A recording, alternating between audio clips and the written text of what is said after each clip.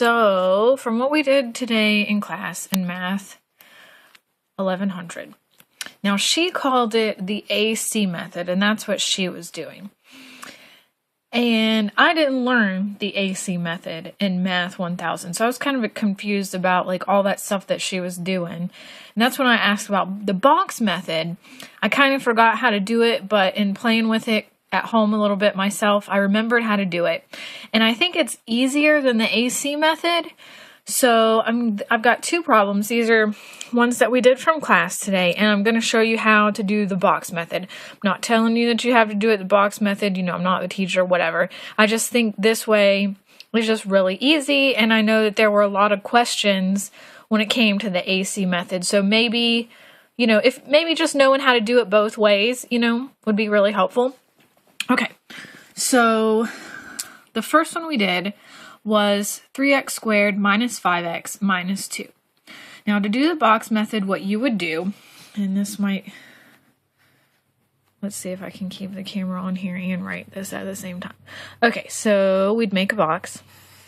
And it's not trial and error like she was talking about. So maybe she just, I don't know, maybe some teachers teach the box method and maybe just some don't, but there's no trial and error involved in this, so it's not like you have to guess at anything. It's precise. Okay, so what you'll do is you've got the 3x squared minus 5x minus 2. All right, now the first term is going to go in this box up here, just exactly like it is, so 3x squared. The last term, the C term, so that's A, B, C. So the A term goes over here. The C term goes over here. And since it's negative, you know, you can bring it over in there. All right. So this is kind of the same as what she was talking about today, like in that you do have to do some factoring a little bit, but it's really not that difficult. You don't have to go through and write them all out. Usually you can just do it in your head. So you'll say 3x times negative 2 will give you, well, you don't even have to say the x. You just say 3 times negative 2 equals negative 6. So you'd have negative 6. So you want what goes in this box and what goes in this box, you want it to equal negative 6. So you can kind of do that in your head. So it'd really be like the product of these and the numbers that you get need to make the sum, you know, together they need to make this. So what two numbers do you know that equal negative 6, but they also equal negative 5 when you add them together? So that would be negative 6 and positive 1, because negative 6 times positive 1 would be negative 6, but negative 6 plus positive 1 would be negative 5. So it satisfies both those things. So what you would do is you would say negative 6 right here in that box. And then up here you would say 1 in that box, and then you'd put an X behind both of them. All right, now what you do is you say, all right, right here, you can start any way you want. We're going to go like this, and then we're going to go like this and like this. So we'll start right here. All right. So 3x squared and 1x. What is there? What number goes into both of those? And so you'd say, well, 1x goes into 3x squared, and 1x also goes into 1x. And so 1x equals just x, so you can put just x right there. And then right here, negative 6x and negative 2, what goes into both of these? And you'd say, well, 2. And so you'd put that right there. And the reason it's going to be negative is because the number that's right here is negative. So like the number that right here, if it's touching the box, if this is negative, this number is going to be negative. If this number right here is positive, this number is going to be positive. Like it goes like that for all three of these. This box, this box, this box.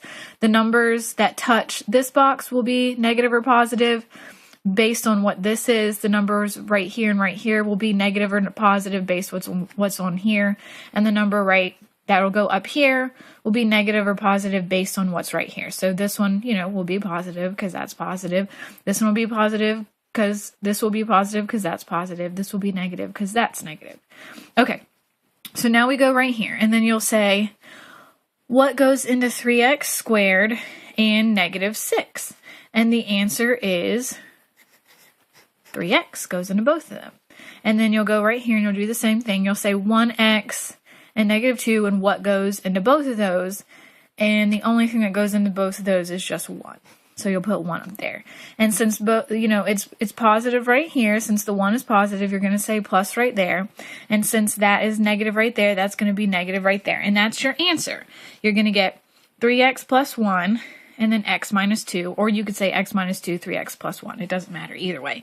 So the answer to this is 3x plus 1 and x minus 2. And it's precise, and there's no guesswork, and it's a whole lot less writing. I'm going to do one more that we did in class today. Okay. So 2x squared minus 5x minus 3. So you'll draw the box.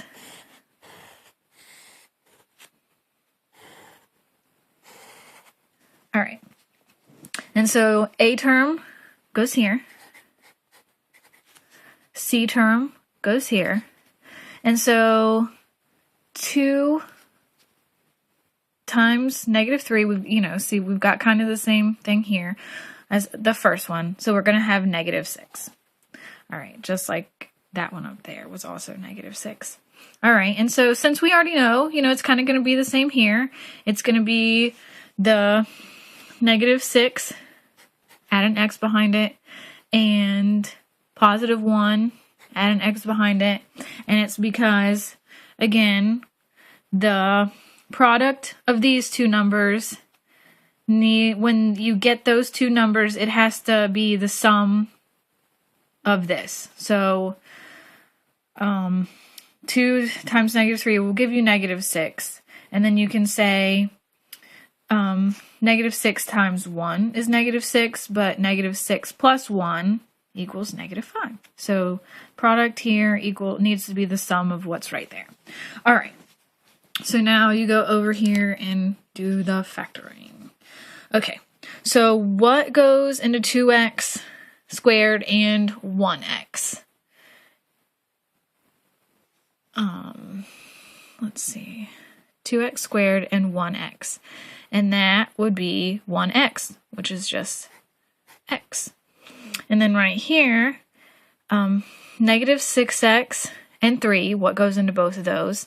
And the answer is 3. And since this number right here is negative, the one that's touching it, on the outside is also going to be negative. All right, so 2x squared and negative 6x, what goes in both of those? And the answer is 2x. And then right here, 1x and 3, what goes into both of those? The answer is 1, and that's going to be positive because the 1 is positive, and that's going to be negative because of that. So the answer is x minus 3 and 2x plus 1. And so, see, we got that, 2x plus 1, x minus 3. And it's a whole lot less writing, and I think that's really simple. Like, this is turned into a 9-minute video, and so I meant to keep it shorter than that, but that is how I do it. Like, I never learned the AC method. I don't know how to do that. I know how to do the box method. I think it's easier. I think it's less writing, and if that helps you, awesome. And if not, yeah, do the AC method. Yay!